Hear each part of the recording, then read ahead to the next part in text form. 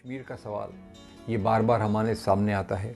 कई लोग ऐसे बताने की कोशिश करते हैं कि कश्मीर का भी सवाल एक हिंदू मुसलमान का सवाल है, मुस्लिम और अलगाववादी होते हैं इसलिए कश्मीर में आतंकवाद है।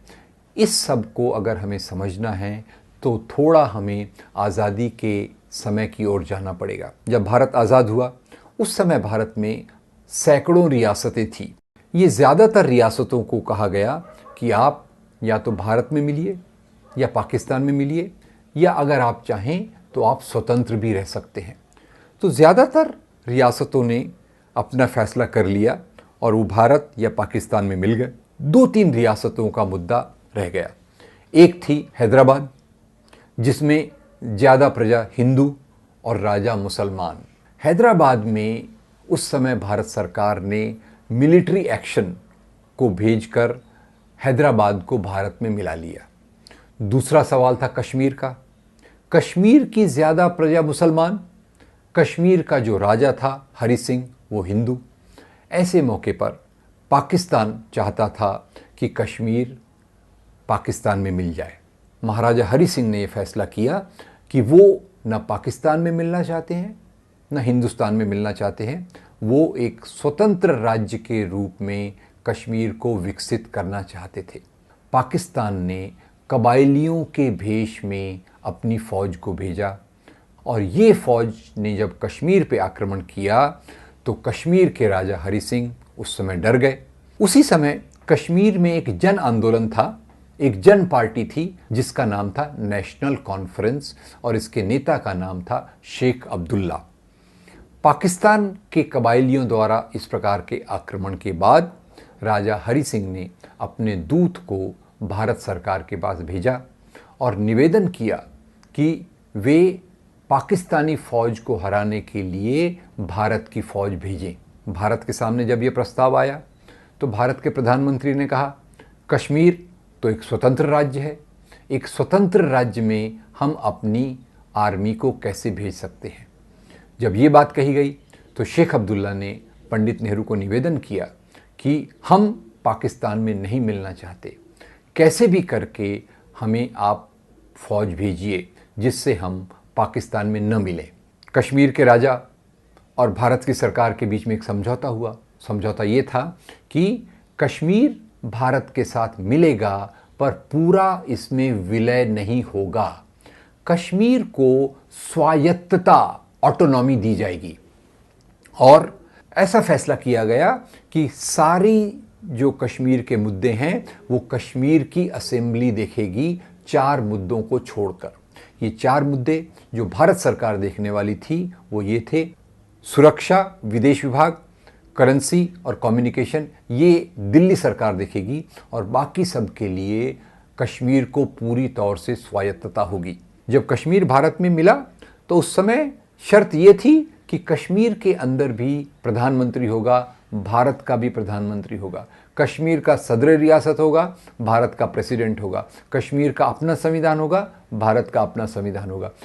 इस शर्त पर भारत की फ़ौज कश्मीर में गई और उसने 2/3 हिस्से को पार करके पाकिस्तान की फ़ौज को रोका।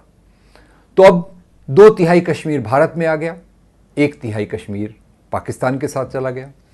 उस समय लॉर्ड माउंटबेटन जो भारत के पहले गवर्नर जनरल थे, उन्होंने सरकार को सलाह दी कि हम ये मुद्दा यूनाइटेड नेशंस में ले जाएंगे। मुद्दा यूनाइटेड नेशंस में ले जाया गया। यूनाइटेड नेशंस ने कहा कि कश्मीर का भारत में विलय या पाकिस्तान में जाना, इसके पहले जनमत संग्रह कराया जाना चाहिए।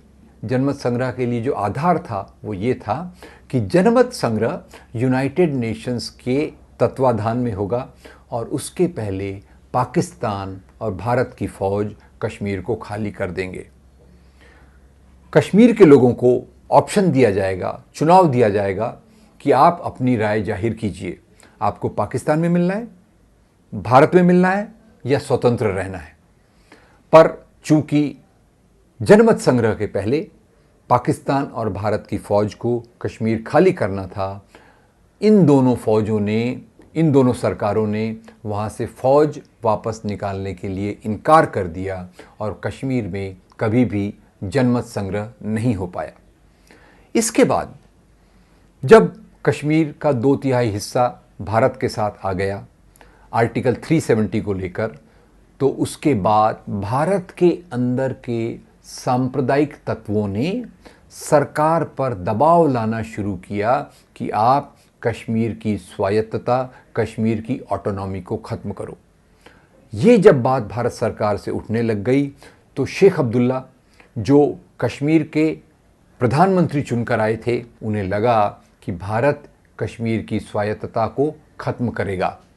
इस आधार पर उन्होंने चाइना, अमेरिका से बातचीत शुरू की, और जब उन्होंने ये बातचीत शुरू की, भारत सरकार ने उनको 17 साल के लिए जेल में डाल दिया। शेख अब्दुल्ला कश्मीर के चुने हुए प्रधानमंत्री थे, और एक चुने हुए प्रधानमंत्री को जेल में डालने के बाद वहाँ के लोगों में एक प्रकार का असंतोष पैदा हुआ। यही असंतोष बाद में धीरे धीरे परिवर्तित होकर अलगाववाद के रूप में बदलने लगा।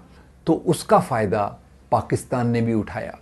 इन लोगों ने इस असंतोष को और हवा दी ताकि ये इसमें से एक प्रकार का अलगाववाद और मजबूत हो। इसी बीच लगातार भारत सरकार ने कश्मीर में कभी भी निष्पक्ष चुनाव नहीं होने दिए, और इस कारण कश्मीर की जनता को और भी असंतुष्ट होना पड़ा। 1980 के दशक के बाद जो अलकायदा के लोग अफ़गानिस्तान में थे, अफ़गानिस्तान से कुछ अलकायदा के लोग कश्मीर में आ गए, कुछ पाकिस्तान के ट्रेंड मिलिटेंट्स आतंकवादी वो कश्मीर में आ गए, और कश्मीर के अंदर एक बहुत ख़तरनाक परिस्थिति पैदा हो गई। 3 प्रकार के आतंकवादी कश्मीर के अंदर के बने हुए, अलकायदा से आए हुए और पाकिस्तान से आए हुए, और इसी के साथ भारत की फ़ौज का बढ़ना भी वहाँ एक बहुत बड़ी संख्या में होता रहा।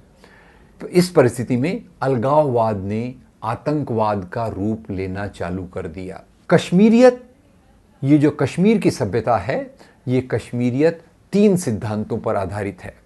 सबसे पहला वेदांत, दूसरा सूफी संतों के शिक्षा, और तीसरा बुद्ध धर्म के सिद्धांत। ये तीनों को मिला जुला कर कश्मीरियत की बात बनती है।